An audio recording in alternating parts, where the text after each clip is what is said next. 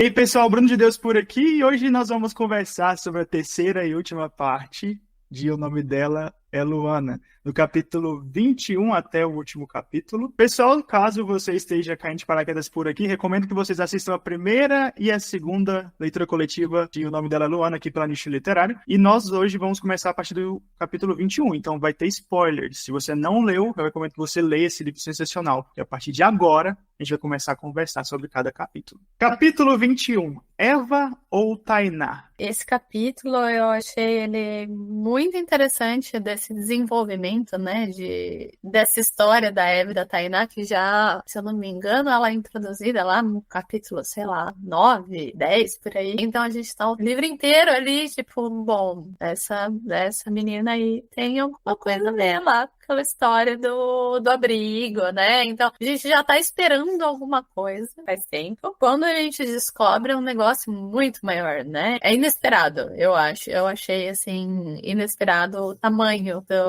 do problema com a Tainá. Então, acho que foi é um novo arco, né? Que não é bem novo, né? Ele foi aberto lá atrás, mas é um arco que é um arco bem interessante e que traz outros temas. Eu até cheguei a comentar hoje, né? Que eu acho muito legal como esse livro conseguiu abordar muitos temas diferentes. E aí, nesse arco, né, da Tainá, é um novo tema, né? É um tema de sequestro, né? Bom, de ter spoiler, né? Pode falar tudo. A gente tem um tema de sequestro, uma aldeia indígena que é dizimada. Então, assim, a forma como o livro foi montado, abordando tantos temas, pra mim, assim, sinceramente, muito legal, assim, é impressionante. Gostei bastante. Eu achei curioso, né, toda essa parte do capítulo, e a Tainá ter a origem indígena. Eu não sei se foi intenção ou não, de mostrar novamente, né, aquela coisa do indígena sendo massacrado pela cultura, pela religião, pelas crenças e tal. Então, o paralelo que tracei ali foi interessante por isso, eu achei. É isso, Augusto. Assim, se você está se perguntando se foi pensado, eu acho que é importante falar que eu sou do Mato Grosso do Sul e acho que foi uma maneira que eu consegui colocar no livro para homenagear e é baseado em fatos reais, tá? Também, porque aconteceu uma briga por disputa de terra naquela região de Dourados, onde nesse capítulo a gente vê uma tira de jornal. E aí foi uma maneira que a gente encontrou, assim, de mostrar um pouquinho do que acontece também no meu estado, porque eu sou natural de lá, sou de Campo Grande, da capital, mas esse fato acontece em Dourados, que é uma cidade do interior, que é a maior aldeia, não é aldeia, né? O território indígena dentro de uma área, dentro de uma cidade de fato, no Brasil, e é da etnia terena. E aí foi uma maneira que a gente quis colocar isso também com uma forma de homenagem. Seguimos então para o capítulo 22, O Novo Missionário. Pesado esse capítulo aí. Gente, a gente descobre um pouco mais sobre o passado do vilão, né? O Flávio Augusto. Ali quando ele começa a pegar o cargo que ele ocupa na atualidade, que é de missionário do Santuário de Jericó. E eu acho interessante a forma como foi construída, porque a gente pega muito do que aconteceu no primeiro contato que a gente teve com o passado dele lá atrás, né? Faz um verdadeiro círculo mesmo. Ele usa até mesmo as mesmas palavras para cometer aquele ato, né, no final desse capítulo. E aí, por desespero. Por quê? Porque Luana está nas mãos desse cara que é um completo psicopata. O perigo tá só crescendo no decorrer dos capítulos, saca? E com o coração na mão nesse momento. Eu achei incrível o capítulo também, e até tracei paralelo com o anterior, né? Que é ele testemunhando quando o pai pega a mãe e tal. Eu acho que foi, de certa maneira, parecido, só que lados opostos. Então, foi um pouco... Teve um certo humor negro, né? Porque o pai foi pego meio, talvez, como a mãe tenha sido, enfim, testemunhado, né? E acho que aquilo foi um tiro pela culatra. Então, dá pra gente entender bem a formação do caráter, né? Ali do Flávio. E sim, a gente teme muito mais, né? Quando a gente percebe que o buraco é muito embaixo, que a Luana tá nas garras de um psicopata, de uma pessoa doente, que é capaz de fazer qualquer coisa e ter uma interpretação equivocada, né? Uma interpretação infeliz, né? Foi incrível, pessoal. Esse capítulo, a hora que eu fui lendo, assim, que eu fui passando, né, pelos diálogos, e toda aquela tensão, você pensa, caramba, cara. Em partes você fala, pô, o Agostinho se ferrou. Mas em partes você pensa, caramba, cara, o que vai acontecer com a Luana, né? Um cara desse, muito legal. Já tinha até comentado antes que, pra mim, esse capítulo foi muito genial. Nesse aspecto que vocês levantaram, eu tô acompanhando alguns conteúdos de escrita e tem muita gente que fala justamente sobre isso, né? Que tem algumas histórias, tem alguns arcos que você abre e que, assim, só tem um final.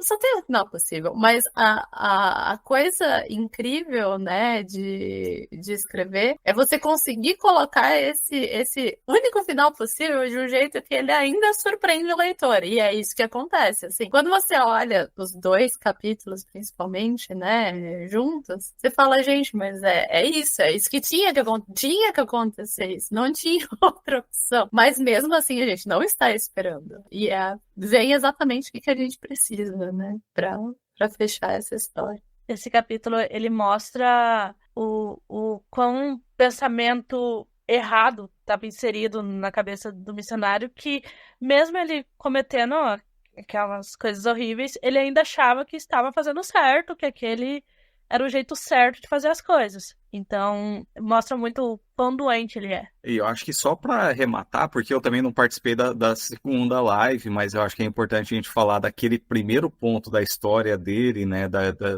que a gente remete à infância dele, que é um outro assunto que a gente aborda e que eu só fui cair, né, assim, cair a ficha de que a gente passou por isso também, que é um tema tão atual, que é o feminicídio, né?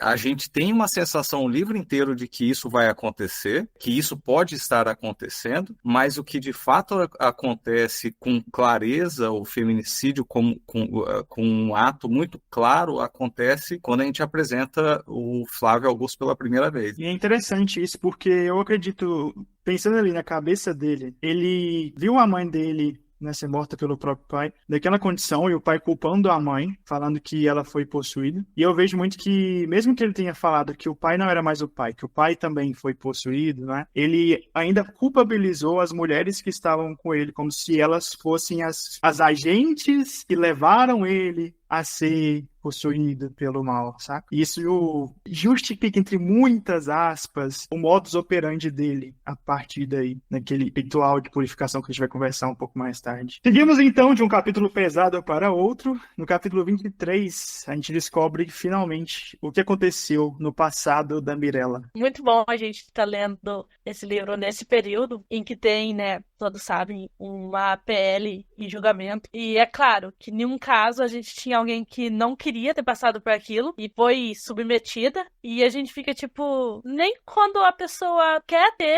ali ter aquela criança, cuidar, ela tem essa opção de ter. Até isso tiraram dela. Então é um capítulo bem pesado. Também me chamou a atenção da ironia do momento, né? Da gente lendo esse capítulo enquanto tem tantas discussões, né, sobre a PL. Eu acho esse capítulo muito legal nessa questão de mostrar também, de novo, tô fechando as pontas, né, as pontas que ficaram abertas lá atrás, porque de fato era uma das coisas que a gente queria muito saber, o que tinha acontecido no passado da Mirella. E pra mim também foi uma opção muito surpreendente, assim, de todas as opções, assim, eu já desconfiava, né, acho que já dava pra desconfiar antes que tinha alguma coisa a ver com o aborto. Acho que já dava mais a impressão de ser um aborto do que, por exemplo, uma criança, que ela tivesse chegado a ter e tivesse falecido, enfim. Mas dava a impressão, né, de ser um aborto. Mas o fato dela não querer fazer é aí total novidade, né? Então, acho que foi muito surpreendente, assim, a forma que foi colocado esse segredo do passado dela. Eu concordo com o que a Renata comentou aí. E, assim, eu até acho que essa violência configura quase como um estupro, né? Porque força a personagem a tomar uma medida drástica, que ela realmente não tinha o controle, não tinha a opção, e amarra, assim, as pontas e motiva a personagem não só com aquele passado, né, que ela tinha da perda da amiga e tal, mas é um passado em que é tão pessoal para ela e um passado tão tenebroso que assombra ela até aquele momento que ela se culpabiliza e tenta extrair, né, tirar um pouco da dor com o álcool, com a bebida e tal, mesmo em curso, né, da história. Então, eu achei muito explicativo. Eu só preciso comentar sobre a forma que vocês contaram isso pra gente, porque começa ela recebendo uma ligação de alguém misterioso, e aí as informações, elas vêm ali, eu me senti como se eu estivesse levando um caldo no mar, quando você pensa que você vai sair do fundo, só que não, você vai girando,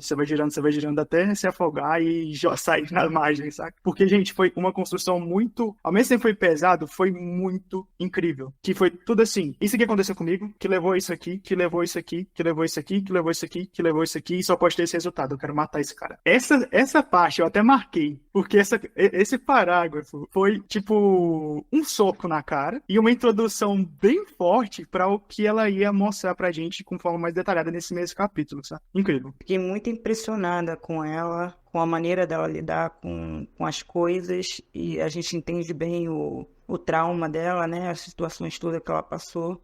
Ela me lembra muito aquela detetive de um seriado dos anos 80, não sei se muita gente aqui já viu, a Kate Mahoney.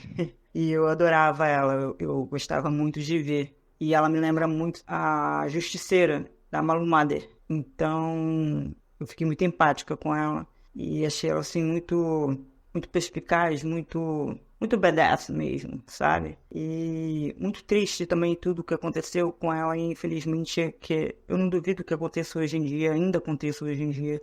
Não só a situação da própria Mirella, mas com tantas outras pessoas, né, que a gente fica sabendo de cada caso em algumas igrejas, enfim. Eu acho que todas as religiões têm que ser respeitadas, mas existe, né, esses atos irracionais, esses atos radicais mesmo, cruéis, né, infelizmente. Isso não é mostrado, né? Pouca gente tem condições de fazer uma boa investigação, de mostrar e tal. Mas eu acho que o livro traz muito isso, traz muito essa consciência de que é preciso haver essa procura, essa busca, essa análise e saber os limites que as religiões podem ou não ter. Claro que cada um tem a sua e eu não estou querendo impor que cada um haja por uma diretriz só, mas existe as noções, né, nossas consciências, e tem coisas que a gente ouve e vê por aí que é totalmente fora da caixinha. Então, eu acho que esse livro traz muito isso, não só em relação ao candomblé, mas a qualquer outro tipo de religião que possa, de uma certa forma, ser discriminada, porque não é compatível com aquilo que a outra pessoa pensa. Então, sem contar o racismo também, né? Capítulo 24. Silvio e Flávio Augusto. A gente conhece um pouco mais sobre esses dois missionários. Então a gente vai gravando aqui, né, conversando, eu vou relembrando algumas coisas do capítulo. Já tem um tempo, né, que eu li isso daqui. E tem uma frase aqui, que eu vou até reler de novo, que eu falo, cara, é perfeito, né? Como é que eles configuram, como é que eles vão trazer a caracterização de cada personagem. Então tá aqui assim, Silvio poderia ser taxado facilmente de um ser humano asqueroso, mas os métodos de Flávio eram monstruosos demais, até para seus padrões de canalice. Ou seja, ele já puxa aqueles capítulos anteriores, né, o antepenúltimo, né, mostrando o passado do Flávio e tal, mostrando que mesmo o Silvio, que é um cara que você fala, caramba, que filha da puta, né, que esse cara, ele tem medo do outro, né, então você já consegue ver a profundidade. E no final, que ele fala, pô, a menina tá ali, né, vai vir pra cá à noite, tá, não sei o quê, ele fala, não, com ela vai ser diferente. Aí você pensa, eita, né, o que vai aguardar essa menina daqui para frente? Então, assim, esse daqui é um gatilho, esse capítulo é um gatilho inteiro para o que vai vir aí das próximas cenas, né, do clímax e tal, formidável. E é nesse capítulo que a gente descobre o que é o ritual de purificação. E a gente entende que a Mirella, ela aparentemente foi a primeira a passar por uma versão dessa purificação, né? Com que ela sofreu. E ele foi meio que evoluindo esse modus operandi dele a partir daí, com essas outras meninas, né? E, gente, mais uma vez, o pavor crescente a cada capítulo. A Luana não pode passar pela purificação porque ela escolheu ir para o outro lado. Então só tem um fim para ela.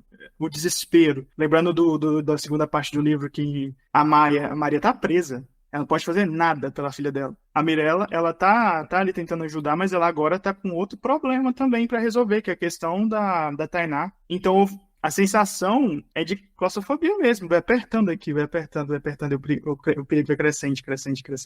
Em relação a essa questão da primeira purificação, um pouco concordo, mas o caso da Mirella foi bem específico, né? Na verdade, aí a gente tem até um detalhe interessante que, né, no caso da Mirella, esse aborto, né, ao qual ela foi submetida, ele, na verdade, tinha fins muito objetivos, né? Na verdade, ela tinha engravidado do filho de um deputado que, né, e o Flávio tinha essa incumbência de dar um jeito na situação para continuar recebendo as doações deste deputado. Então, aí é uma questão, né, bem mais objetiva, né? Tinha uma razão bem evidente. E eu acho que, na verdade, foi por isso, inclusive, que ela não sofreu a purificação inteira, né? Que talvez pudesse respingar um pouco aí na história, né? Do deputado. Então, melhor fazer o que tinha que fazer e deixar mais pra lá, né? Até porque ela estava acompanhada pelos pais e tal, né? Não era um caso de uma menina do abrigo, né? Como foi com as outras. Então, é uma situação bem objetiva, na verdade. Aí a gente vê que eles não estão fazendo o caso da Mirella especificamente, não é um caso pela fé, exatamente, né? É por outras razões. E aí a gente entende que a hipocrisia reina, né? A hipocrisia reina que, dependendo do lugar, de quem, tudo é autorizado, é justificado, e até uma situação que eles, na maioria dos casos, seria totalmente contra. Assim. É um pouco do que a gente também está vendo no dia a dia. Complementando o Gustavo, eu acho que um ponto, né, que a gente precisa usar como pano de fundo aqui é o uso indevido da palavra de Deus, porque sempre é remetido a uma questão religiosa. Então, quando a gente fala de purificação, existe um motivo para dar, como que a gente pode falar assim, para dar legitimidade ao que ele vai fazer. Esse é o grande ponto. E falando especificamente não vou dar o spoiler do que é, porque eu acho que também é muito interessante a gente falar depois sobre o que é o ritual de purificação. Mas ele também acontece na prática, ele também tem um viés religioso, se vocês pesquisarem o que é, ele também tem um viés religioso e que ele acontece na prática até hoje. Talvez não quando a gente fala das religiões brasileiras, mas acontece. Então também a gente quis trazer algo que realmente, de fato, acontece na prática até os dias de hoje. Inclusive, só um adendo de história, o Thomas Sankara, que foi um líder de um país chamado Burkina Faso, na África, assim que ele assume o poder, essa é uma das grandes bandeiras dele, que era acabar justamente com essa prática. E aí, em 4 anos, ele consegue acabar com essa prática e, inclusive, trazer as mulheres para dentro do governo. Enfim, é algo comum em diversas partes do mundo e tem uma série de organizações sérias trabalhando para acabar com isso. A gente tem, inclusive, mulheres e modelos conhecidas que tiveram essa situação com elas. Naomi Campbell.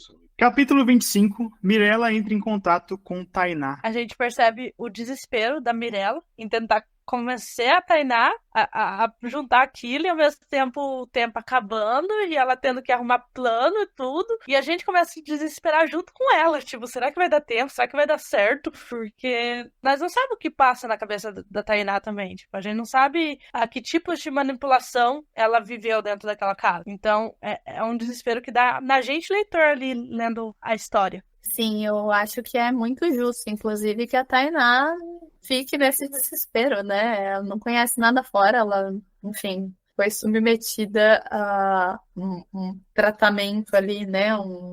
Quase um cárcere, né? Um cárcere, de certa forma. A vida inteira. Então, para ela é muito... Por mais que ela queira sair dessa situação, para ela é muito difícil acreditar que dá para sair, na verdade, né? Então, é normal essa resistência dela. E é muito interessante que a própria Mirella, ela sabe disso, né? Que é muito complicado pra Tainá. Tanto que ela coloca ali, ela cria uma mentira, né? Pra dar esperança pra essa garota, né? Pra ela ser uma motivação pra sair da situação que ela tava. Exatamente, eu acho que a questão aqui desse capítulo é mostrar essa dúvida por uma pressão psicológica que tantas meninas sofrem ao longo da sua infância, até chegar à vida adulta e se verem presas. É um pouco do que a gente vê na síndrome de Estocolmo, que você acaba tendo uma paralisia. Você não tem uma afeição pelo seu sequestrador, mas você tem uma paralisia porque você tem medo do que pode te acontecer se você ir contra o que você, na verdade, foi ameaçado a vida inteira. E eu acho que foi uma maneira que a gente encontrou de também passar um pouco sobre esse tema, né, no livro. Capítulo 26. A invasão do Templo de Jericó. Esse é o capítulo, para mim, é o clímax. Por mais que o capítulo 27 tenha, né, um pouco da conclusão e tal, ele vai sendo construído aos poucos, a tensão vai se construindo também aos poucos, e parece que muita coisa em paralelo vai acontecendo, né? Eu tive a impressão, quando eu parei de ler exatamente nesse capítulo, que eu, enfim, fui ver as minhas coisas e tal, que eu deixei o livro de lado e parecia que as coisas estavam acontecendo ao mesmo tempo, né? Que a cabeça fica ali junto com os personagens, né? Então eu achei fantástico. Acho que foi um capítulo que teve uma construção muito significativa de acontecimentos. Uma coisa que me chamou a atenção nesse capítulo aqui foi como é que eu posso dizer? Proatividade da Jurema, né? Pelo que a gente entende aqui, ela não foi bem o que a Mirella instruiu, né? Então a Mirella pediu pra Jurema ir lá pegar a Tainá e a Jurema resolveu fazer outra coisa. Falou, não, a Mirella não entende disso. Pode deixar comigo que eu resolvo. E resolve, né? E resolve muito mais do que a Mirella teria. O plano da Mirella teria resolvido. Então, acho que essa proatividade, assim, da Jurema também é um personagem que nesse capítulo, assim, se mostra muito, né? Eu gostei bastante. Queria destacar isso mesmo, que essa parte da Jurema é ótimo, que é alguém que sabe como usar a mídia, sabe como colocar pressão e mudar o jogo. Que indo pelos caminhos convencionais e outros caminhos que já tinham tentado ao longo da história, você não ia conseguir trazer repercussão. Você está falando de um lobby, de uma grande instituição, e ela entende isso e age de uma maneira muito central. Assim, como que eu, de fato, dou visibilidade a isso, e é sensacional. Até que, em algum momento, eu não sei se você sentiu a sensação de que as escolhas da Jurema eram as piores possíveis, mas parece que ela entendeu até melhor que a gente nesse momento. Que você também quer que... Esse não é o caminho tradicional, você também quer que ela vá para o caminho tradicional. A Jurema, ela foi na onde ela sabia que ia atingir o povo, né? Ia atingir o sistema. Porque se ela fosse fazer o que a Mirella pediu, ninguém ia saber. Provavelmente iam abafar o caso, ia ficar tudo em silêncio. Então ela foi justamente no ponto fraco. Onde ela assim, não, agora eles vão saber e seja o que for. Então, foi muita coragem também, porque ela foi e ela nem pensou no que poderia acabar causando a ela, né? Contando que nesse mundo tem muita perseguição. Então, assim, foi um ato de coragem e que deu certo. Até, assim, deixando um pouco os confrontos de lado, na medida do possível, teve um detalhe muito sutil, que é a construção do relacionamento da Jurema com a Tainá. Conversa muito com o capítulo anterior, né? Você conhece um pouco da Tainá, você tem aquela interação dela com a Mirella, mas aqui eu acho que é a primeira vez que a Tainá tem uma visão de uma figura materna, né? Uma figura que parece estar tentando proteger ela, mesmo quando vão lá pra cima, a Jurema nota, né, que a Tainá tá falando e ela tá um pouco desconcertada, insegura, ela já vai pra frente, né? Já tenta proteger ela nesse ato, e isso mais para frente acaba tendo um resultado, né, interessante. Então, achei a sutileza muito legal. Gente, e a construção dessa cena eu achei muito lindo mesmo. Que as personagens que foram apresentadas para nós, né, as mulheres da história, elas meio que começaram a agir a favor da revelação de todo esse esquema, cada uma do seu ponto ali, do que elas podiam fazer, colaborando entre si, mas em silêncio, sem se comunicar. Até a amiga que trabalhava na TV, né, de Jericó, ela, tipo, viu o que estava acontecendo, deu a virada de chave nela, correu ali, levou a transmissão para ser vista na TV de Jericó e causou ali, mandou a mensagem para geral, né?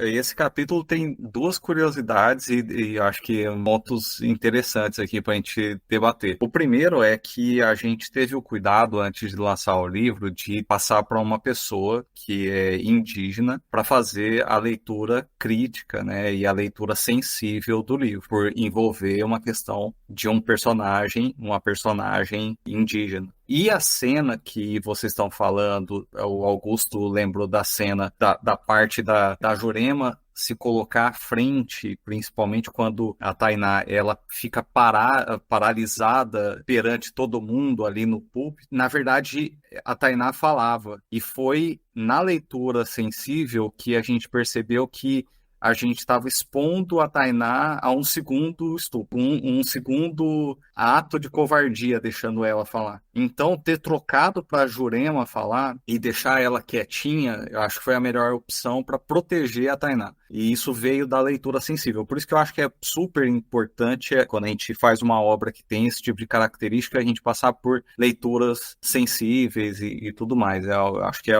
super importante isso. E a segunda curiosidade, que nessa mesma cena, é uma deputada que levanta a mão. E esse personagem, quem a gente imaginou? A Erika Hilton. Na hora que a gente escreveu, a gente pensou na Erika Hilton sendo a pessoa que faria essa intervenção. Deixa falar. Não sei por quê, mas foi o que a gente imaginou. E é isso, só duas Eu curiosidades. não tolerarei. Nossa, muito legal, porque eu pensei justamente nela. É porque faz sentido, né? É isso.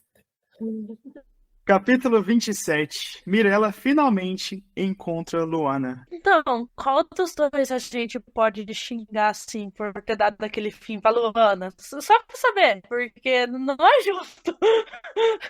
A gente ficou o livro inteiro com a gente sabia que ia acontecer isso, a gente sabia. Mas a gente tinha a esperança de que não fosse, entendeu?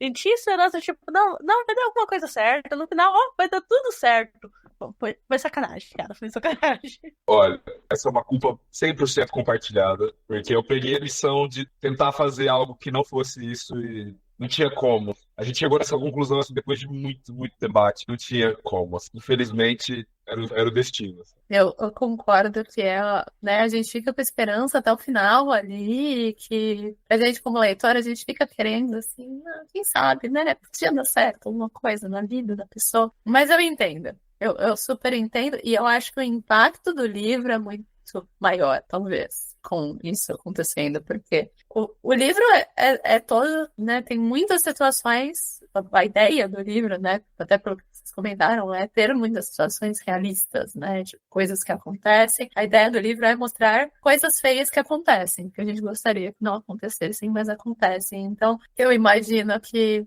outro final talvez não desse mesmo, talvez não encaixasse na proposta até então, né? Então eu entendo. Deve ter sido difícil, mas eu entendo. Não é fácil matar ninguém. Não é fácil matar ninguém. Na minha cabeça, eu tinha dois finais que eu julgava serem mais coerentes, né, para a obra. E um dos finais foi o que eu acabei lendo, infelizmente, né, compartilho da dor de todo mundo que leu e ficou triste, né, pela morte da Luana. Mas eu pensava assim, por tudo como a história estava se apresentando pra gente, né, ou a Luana de fato morreria e a igreja se daria mal, era isso que a gente teria, né, uma coisa boa acontecendo e uma ruim acontecendo ao mesmo tempo. Mas eu pensei também que poderia acontecer da igreja se dar bem e a Luana estar viva, que a gente teria a Luana com a gente. Mas o que de fato impactaria mais, e acho que seria mais crucial, né, para o contexto geral, de fato foi a morte da Luana. Eu acho que realmente não tinha como escapar daqui, né? Não via como ter outro tipo de final, tudo acontecendo errado, tudo acontecendo de modo feliz, enfim. Teve um ponto durante a leitura que eu reli umas 2, 3 vezes a cena final, porque pensei, caramba, cara, o que aconteceu aqui, né? Eu não consegui entender bem como aconteceu, né, da Luana morrer. Foi na troca de tiros, o Flávio aproveitou aquela distração para ele mesmo fazer alguma coisa, de alguma maneira ela já estava morta, e aí Mirella viu o que queria ver, eu fiquei um pouco isso na cabeça, eu falei, gente, o que será que aconteceu aqui? Porque foi muito rápido, né, o confronto ali com o Olavo e tal, e de repente veio o Flávio, aí aquela cena, né, dela caindo e tal, atirando, e olha e vê, eu pensei, cara, o que aconteceu? Eu fiquei assim, com um pouco de dúvida. Aí se o Gustavo Eberson puder me explicar o que passou ali nessa cena. No pensamento, porque assim, esse capítulo boa parte eu escrevi, porque o próximo que a gente vai falar, o Gustavo escreveu. E essa cena, primeiro, eu não queria escrever como, justamente porque eu acho que seria mais cruel ainda escrever o como aconteceu, se foi na troca de tiros, se foi... Mas revelo que a minha ideia inicial é de que ele, o Flávio Augusto, realmente passou o bisturi na garganta dela.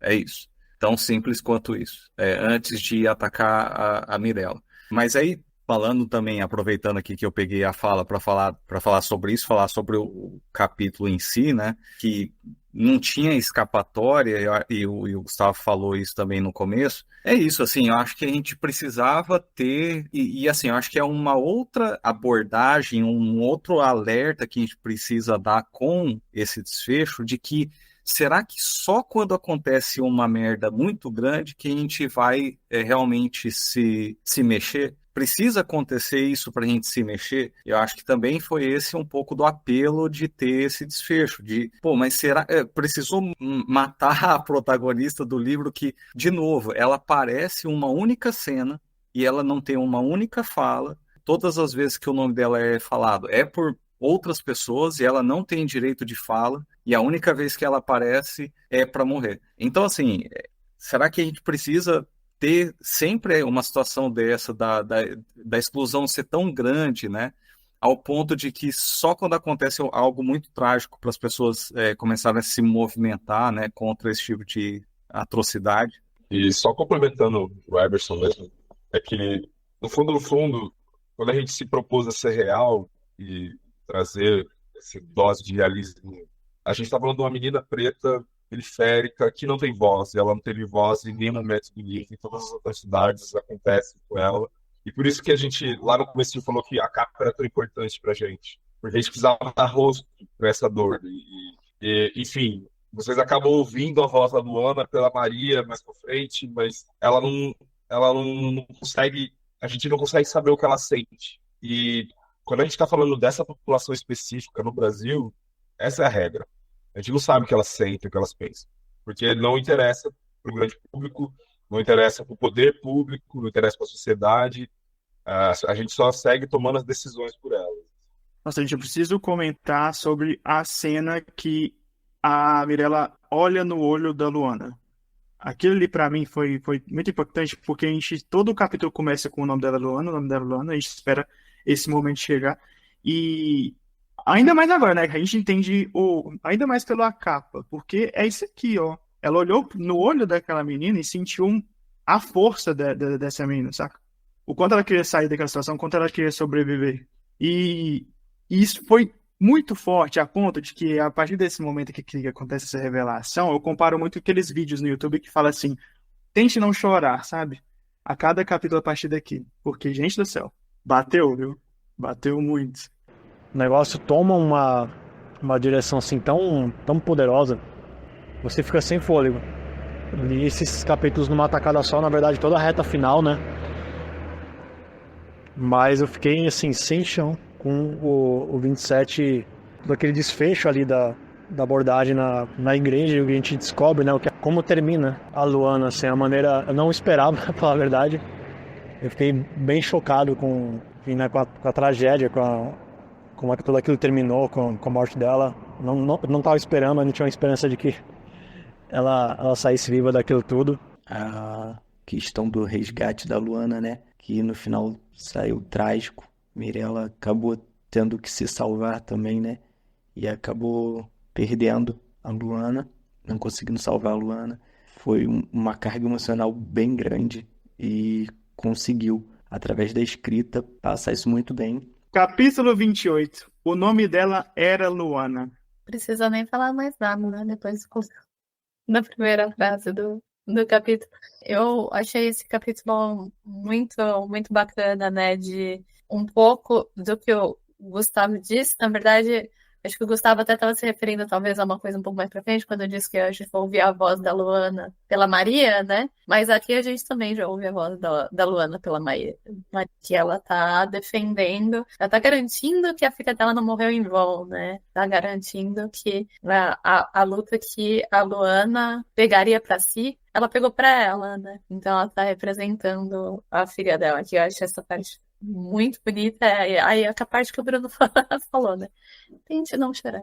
Mas achei essa parte aqui já muito, muito bonita. E é um negócio meio explicativo, né? Tá falando sobre tantos temas tão sérios e tal, e essa parte do final serve também para colocar o ponto de vocês, né? Para colocar que vocês imagino que vocês queriam mostrar com esse livro, né? Toda a discussão ali em volta desses temas que são tão importantes. Só essa primeira parte desse capítulo aqui, muito legal.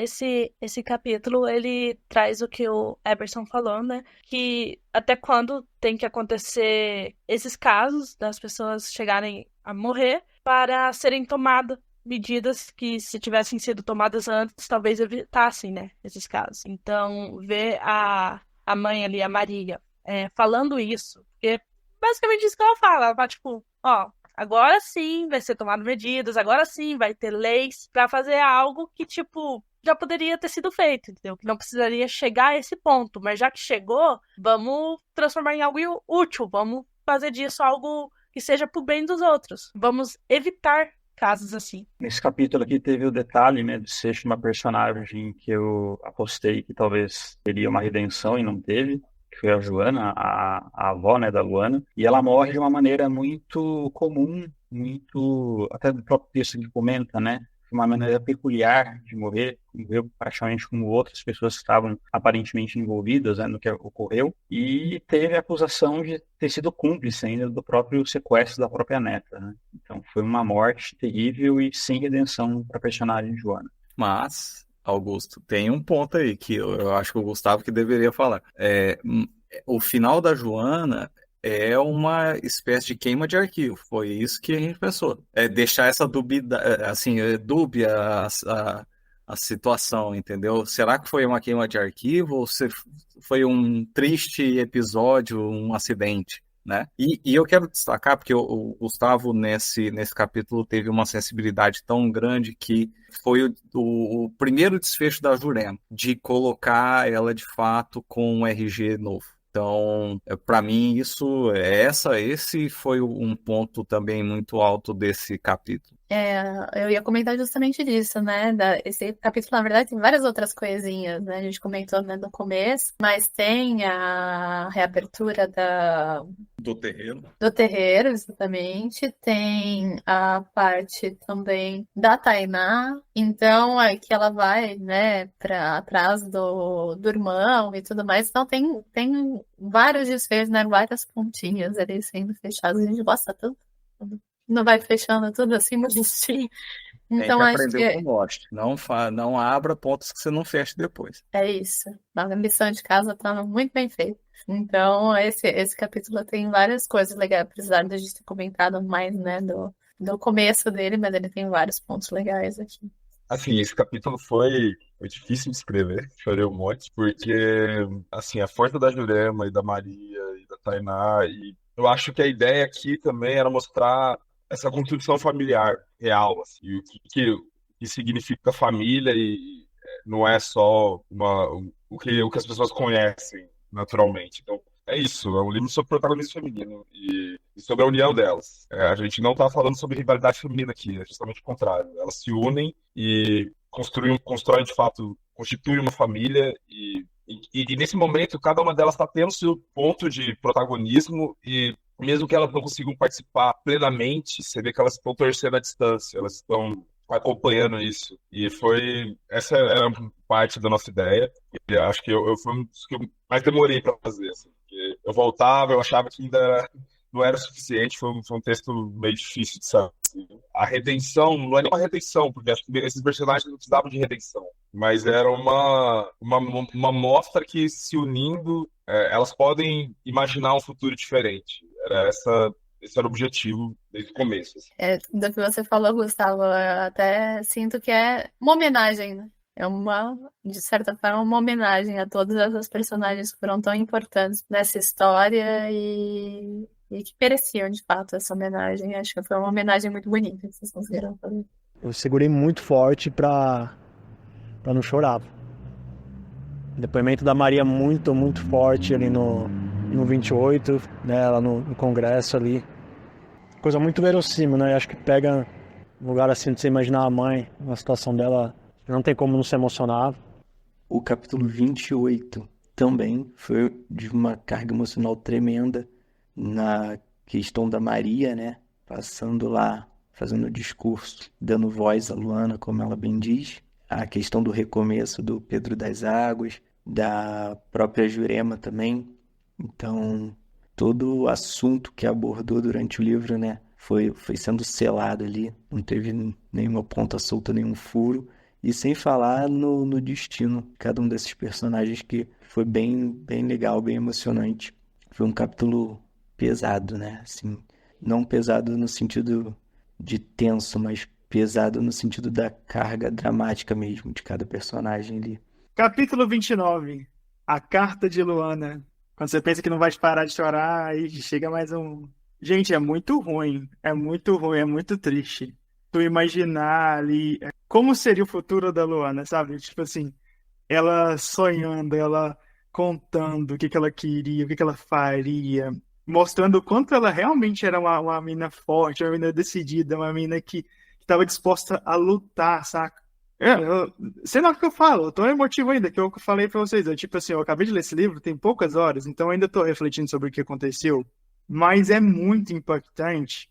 E ao mesmo tempo, eu só fico pensando na Maria, essa mulher ali, com isso em mãos ali, se debulhando em lágrimas, e ao mesmo tempo pensando assim que, cara, eu praticamente acabei de finalmente ter a voz ouvida e, filha, eu sinto sua falta, e é isso. Nossa, gente, muito impactante. Eu acho que é isso. Eu não vou comentar mais nada além do que o Bruno comentou. Enfim, eu queria fazer, na verdade, uma pergunta para os dois, será que eu posso? Qual dos dois escreveu esse capítulo? Teve alguma inspiração que vocês usaram, gente? Foi um capítulo muito tocante, né? Eu mesmo não costumo, assim, me emocionar em capítulos, né? Mas foi um capítulo que eu fui lendo, eu fui acompanhando, aquela coisa que o Bruno falou, de você imaginar o futuro, né? Uma pessoa que não vai ter aquele futuro, que tinha toda aquela força, que tinha aquela energia, que tinha aquela vontade, né? De ser alguém, de fazer a diferença. Queria que vocês comentassem um pouco como é que foi essa trajetória de escrita. Fui eu que escrevi essa também. E, enfim, eu me inspirei numa tia minha, que na minha cabeça ela é a Maria, desde o começo da história, que é uma mulher extremamente forte e que perdeu tudo, assim, várias vezes. Perdeu o marido, perdeu o filho, perdeu a filha, perdeu o outro marido, e, enfim. E ela estava sempre continuando e sempre trazendo a memória deles à tona, assim. Então, tipo, foi nisso, foi nela. Penso nela até hoje, e até hoje ela ainda é viva, tenho um carinho muito grande por ela. Primeiro, quando eu tava lendo essa carta da Luana, eu pensei que, tipo, por coisinha mínima que a Maria não fica sem isso. Tipo, se ela não fosse até o abrigo, se ela não tivesse tentado ali a última coisa, ela não teria nem isso, ela não teria nada da filha dela, praticamente. Tudo teria sido arrancado. Eu acho que essa carta mostra também o quanto, apesar da Luana não estar ali, ela estava. Tipo, ela estava o tempo todo presente, e isso fica claro nessa carta, que ela estava tudo, na força da Maria, nas lutas da Mirella. Ela estava presente o livro todo, mesmo que não de forma física. Só eu queria também dar uma outra curiosidade, porque quando a gente está falando desse capítulo, óbvio, a gente já tinha na ideia de que ele tinha que acontecer, então a Maria teria esse contato posterior com a Luana de alguma forma, que seria através de uma carta e etc. Mas aí a gente teve que voltar atrás e pensar onde que ela pegou isso. Então eu penso muito, quando aqui todo mundo é escritor, no mecanismo das armas de Chekhov, né?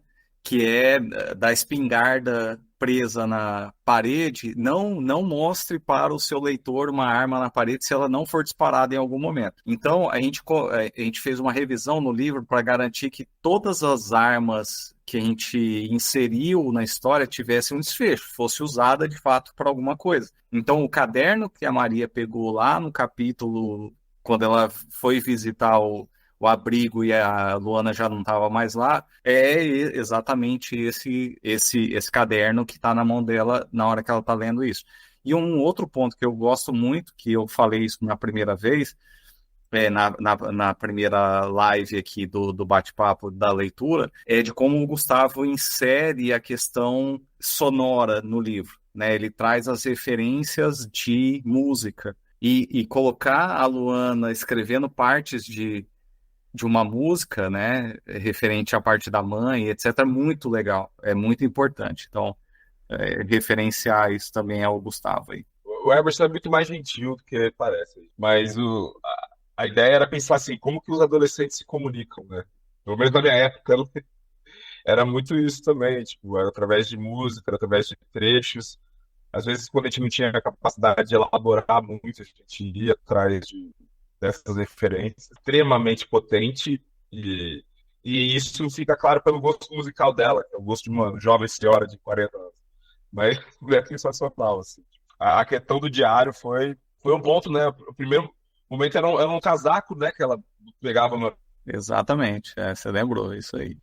na primeira versão. No 29, eu acho que foi, assim, para mim, mais impactante, que é a leitura da própria Luana, né? O diário dela, eu acho que, assim, para fechar o livro, ainda tem um capítulo extra, obviamente, mas eu acho que esse capítulo do diário, né, o capítulo 29, ele dá uma retada, assim, para concretizar a história de uma maneira muito forte e de acordo com toda a proposta que o livro desenvolveu, né, ao longo de seus capítulos.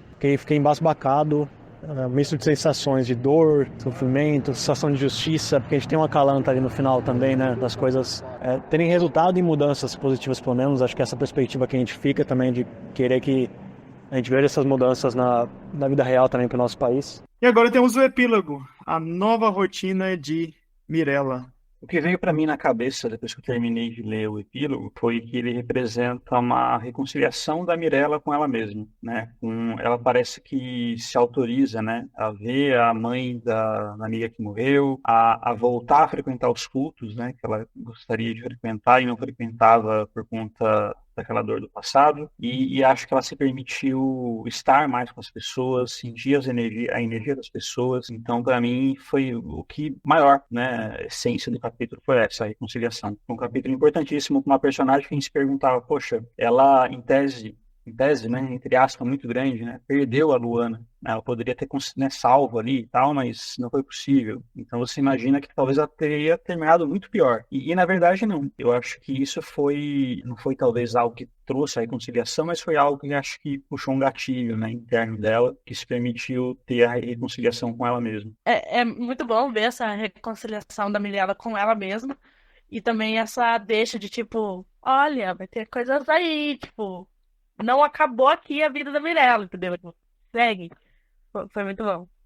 Só para comentar um ponto aí desse capítulo também, além de ser uma reconciliação da Mirella com ela mesma, também é um ponto legal de trazer. Ela vai para uma igreja cristã, né? Então, também essa noção que o livro, para fechar, coloca, não é sobre a religião, é sobre as instituições, né? Existem instituições que funcionam, que são saudáveis e que ajudam, de fato, as pessoas, né? Não estamos falando aqui que a religião é ruim, né? Pelo contrário, é uma questão de como ela é usada, né? E eu acho que isso também foi muito legal de colocar para fechar, né? Para concluir essa história. Eu acho que os dois momentos de quentinho no coração para mim nesse livro, então a Maria tomando seu cafezinho no sol e lendo a carta, e a Mirella se reencontrando com Deus, se reencontrando com ela, com a fé. E era isso que a gente quis mostrar, que de fato tem muita gente que usa da fé alheia para ganhar dinheiro, para ganhar poder, para usar isso de maneira política. Mas a gente não pode desprezar o elemento da fé, o elemento que isso é importante na vida das pessoas, das comunidades, e o quanto isso fazia falta para ela. Então ali você vê uma Mirella feliz, uma Mirella leve. Ela continuava com seus problemas, de certa forma, tratando eles, mas que era uma parte importante da vida dela que tinha sido tirado por alguém que não era Deus. Eu acho que esse era um ponto aqui. Eu brinco, é um momento de realmente de aquecer o coração, porque ela estava leve. Pela primeira vez no livro, a gente vê ela leve. Até então a gente não tinha visto, né? Sempre ela pilhada. E complementando o Gustavo e também corroborando com o ponto da Renata, eu acho que é isso. Também foi um cuidado, querendo ou não, pensado de que a gente não está atacando um tipo de religião. Pelo contrário, é uma forma de demonstrar que o problema não é a religião, mas são as pessoas que fazem a religião. A mesma coisa quando a gente está falando do problema de ter o Estado que não é laico, o Estado que é politizado e que é elitizado também, que não pensa na sociedade. Então tem muito disso também. A gente mostrar que, na verdade, as pessoas que não são laicas, que têm seus próprios fundamentos e que acabam deturpando o que é de fato o Estado, e nesse caso também o que é de fato a religião. Então a gente teve esse cuidado também de ter esse fechamento da Mirella, e ela voltou para uma religião cristã, como ela sempre foi, atuante até aquele momento do que aconteceu, para mostrar que de fato existem religiões e pessoas sérias que tocam essas instituições. O epílogo, né, que foi a questão da Mirella, onde relata que a Mirella estava fazendo um tratamento e estava na igreja também, né, dando testemunho. Aquilo ali do epílogo também me pegou bastante, porque eu achei de uma forma muito respeitosa, né, que foi tratada, porque poderia ter acabado no 29, poderia ter acabado ali e trazido o recomeço de Mirella, mas não, aquele capítulo de epílogo ali, onde a Mirella tá na igreja, mostra que na verdade não era para promover o A ou promover B, né? É para promover respeito, independente da religião. Então, Mirella voltou para a religião que ela se adequava, o que ela entende que fazia bem para ela. Claro que não tinha as mesmas práticas da primeira, mas ela se deu essa chance da religião, então isso foi muito bacana. Ela procurou a religião que tocava ela de alguma forma, mas onde não houvessem as atrocidades que havia, e eu acho que isso vale para qualquer religião, né? Então, achei interessante não terem pagado, né, parte cristã. Ali poderia ter acabado antes e apagado a parte cristã, mas não. Eles mostraram que a questão da religião, tem religião para todo mundo, tem gente picareta e tem gente não picareta, então é uma questão mesmo de respeito e tolerância. Então achei isso bem, bem bacana. É isso, gente. Parabéns, Gustavo Eberson. E para finalizar essa leitura coletiva, nós temos um capítulo extra, gente. Sim, os autores fizeram isso com a gente. Eles fizeram isso com a gente, enfiaram ali um negócio pra gente ficar esperando, ansioso pelo próximo livro. Vocês sabem que agora a gente quer um segundo livro, né? Contando o caso que vocês começaram nesse epílogo. Porque assim, eu só fiquei tipo, eu terminei de ler e fiquei, tá, cadê? Preciso. Agora, de resto, eu concordo, estamos esperando o livro 2. Se vocês quiserem ir postando atualizações nas redes sociais, estaremos acompanhando. Muito obrigada. É isso, como disse, estamos aguardando, né? Mirella vai ter uma série agora, é isso que a gente espera.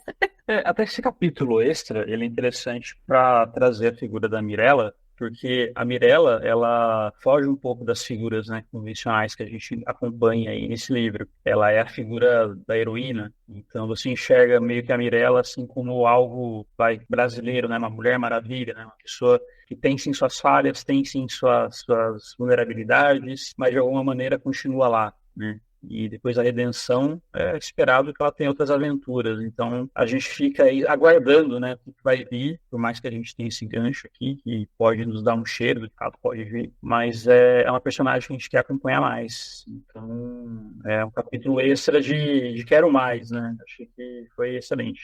Só avisando que o capítulo extra tá na versão que só saiu no físico e que foi atualizado no Kindle recentemente. Então, quem leu a primeira versão que saiu ano passado não tem essa versão com capítulo extra, que foi algo que a gente colocou como diferencial para a versão da Flive. Então, só a partir de agora que está liberado, e também, eu posso falar que é baseado em fatos reais, talvez vocês reconheçam alguma semelhança com a vida natural que a gente tem por aí. Então, acho que é isso. Eu ia até falar um pouco sobre o caso, mas não, deixei na curiosidade. Vai que alguém que só leu o e-book vem aí nesse LC aqui para soltar com a gente, e aí vai saber dessa bomba de um capítulo extra. Agora você vai ter que comprar a edição impressa ou conferir aí a nova versão na Amazon, meus queridos. Então, pessoal, chegamos ao final dessa leitura coletiva. Foi uma experiência muito legal. E eu conto com vocês nas próximas LCs, porque, gente, não tem coisa melhor do que ler junto, galera. Agora que eu comecei, eu não vou querer mais parar, não. Eu vou querer conversar sobre o livro toda semana.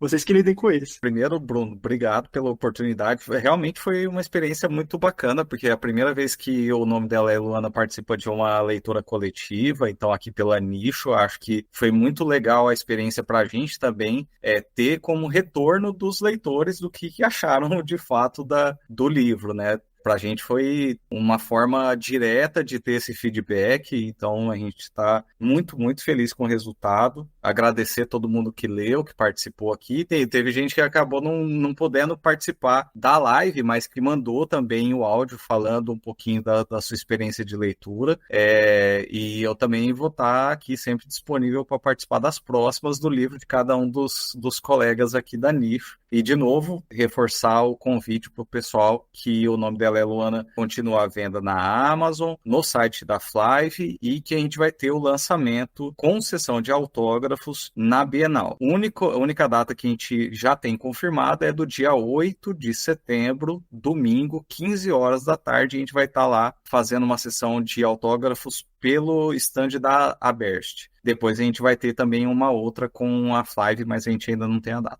Quero agradecer também, foi muito, muito legal. E não, assim, não eram qualquer leitores, né? Eram pessoas que escrevem, que tiveram vários insights. Foi muito rico os debates, foi muito rico ouvir vocês. Enfim, eu, de coração, só tenho a agradecer. Foi muito legal essas 3 semanas de imersão no nome dela, Luana. Espero ver vocês, conhecer vocês presencialmente, quem puder, obviamente, mas lá na Bienal, eu também estou dando uma força para ir. O Emerson também já está voltando para o Brasil, ele está deixando aí a Espanha de vez. Estou tentando fazer ele morar lá na minha cidade, mas está difícil. Então, se vocês puderem também aproveitar esse momento da Bienal para tentar convencê-lo, vai ser importante para mim. Mas, brincadeiras à parte, muito, muito legal a experiência. Bruno, muito obrigado aí. E estamos aí nos próximos também. Espero ver vocês em setembro. E, pessoal, para não perder as datas que a galera vai estar na Bienal, acompanhe as redes sociais, estão linkadas aqui embaixo na descrição, estão aparecendo aqui na tela, beleza? Não, pessoal, eu postei a resenha no Instagram, do nome dela é Luana, hoje um pouquinho mais cedo. Então, vão lá conhecer meu perfil. Aquele projeto que eu falei de entrevistar autores já está funcionando, então depois eu vou divulgar o formulário para vocês participar. E é isso. Então, também dizer que, assim, eu gostei muito de participar da leitura coletiva, acho que é uma experiência muito legal, então recomendo aí, se outras pessoas quiserem vir com a gente, quanto mais gente, melhor. E sobre os meus projetos, no momento, na verdade, acabei de concluir, acabamos de bater a meta no projeto que eu tinha falado na outra live, da Antologia Preguiça. E agora eu tô com um aberto também, eu escrevi um conto para Mistério Retrô, a revista Mistério Retrô, número 18. E ela está agora no Catarse, então se quiserem ir lá conferir, podem conferir no meu perfil, podem conferir no perfil da revista Mistério Retrô. A número 18 tá lá no Catarse, tem um continho meu. E daqui a pouco vem outros, então se vocês quiserem acompanhar lá no meu perfil, tem o próximo livro da coleção dos 7 Pecados Capitais, que vai ser o Inveja, também tá para sair daqui a pouco, tem uma antologia que vem aí com contos baseados em músicas do Leone, então tem bastante coisa. Sensacional, que chique! Pessoal, dizer que eu fiquei muito feliz de participar com vocês dessa leitura coletiva, ainda mais de um livro tão incrível, né, e tão sensível quanto o livro que o Eberson e o Gustavo escreveram. Acho que é um livro que vale a gente dar uma chance e até presentear aí os próximos, né, que não conhecem esse livro dos dois. Foram noites incríveis, dias lendo o livro, então maiores ainda. Fiquei bem satisfeito. Aproveitar e passar sobre minhas redes sociais. Consegue me encontrar no Instagram com augustobernardes.escritor. Lá eu vou divulgando um pouco, né, das obras que eu estou trabalhando, um pouco da minha rotina e tal. Convidar vocês a conhecer o meu livro, né, de estreia, Antologia sobre Luz e Trevas, livro mais focado em contos de terror, sobrenatural, psicológico dos personagens, que eu adoro, né, tá explorando um pouco mais. E estou aí para lançar um segundo, de um continho bem curtinho, chamado Sweaperon, que é um conto mais com uma pegada um pouco mais onírica, né, baseado aí na interpretação dos sonhos de Freud. Está para o lançamento para o mês que vem em e-book e provavelmente eu vou levar na Bienal em setembro também para versões físicas bem limitadas. E participações em antologias que ainda não posso comentar, mas estamos aí em negociação. Muito obrigado, pessoal. Pessoal, quero muito agradecer mais uma vez a vocês por terem participado. E se você assistiu esse vídeo e quer participar, fique atento ao site nicholiterário.com.br, porque Vai rolar novas LCs. Praticamente todo mês vão ter novas LCs. E galera, lembrando que a Nicho Literário é uma cooperativa de escritores, onde nós realizamos ações como essa, aí com base na colaboração. A gente acredita muito na força da nossa comunidade e nós estamos dispostos a crescermos todos juntos. Então, se você escreve, acesse nicholiterário.com.br agora mesmo e faça parte dessa iniciativa. Até mais!